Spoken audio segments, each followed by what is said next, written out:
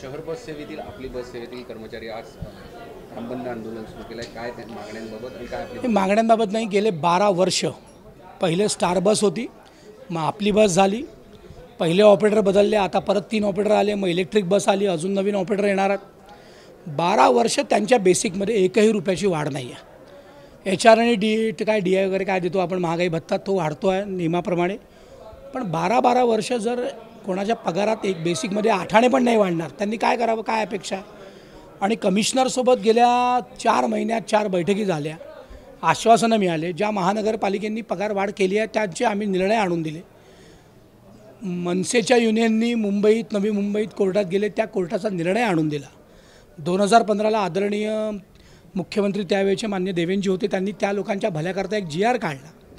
तो GR implement करायला नागपूरच्या आयुक्ताला त्रास होतो आहे. मग आता संपावर जायचं नाही तर काय जायचं, म्हणून ते कर्मचारी संपावर गेले आहेत. भारतीय मजदूर संघाची युनियन आहे, त्यासोबत अधिक 2 युनियन तिथे आहेत, त्यांच्याशी पण त्यांनी चर्चा केली होती.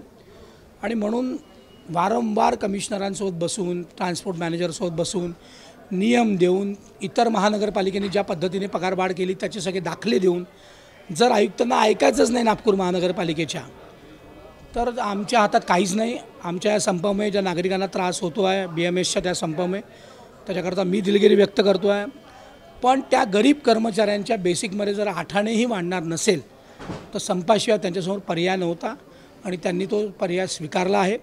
मान्य देवेंजींना मी विनंती केली आहे, ते निश्चित यात लक्ष घालत आहेत.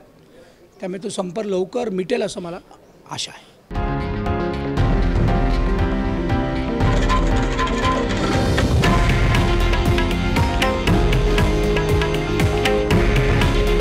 हे आहे देशातील नंबर 1 न्यूज नेटवर्क आणि आपण पाहत आहात TV9 मराठी. काळजी तुमची, हित महाराष्ट्राचं.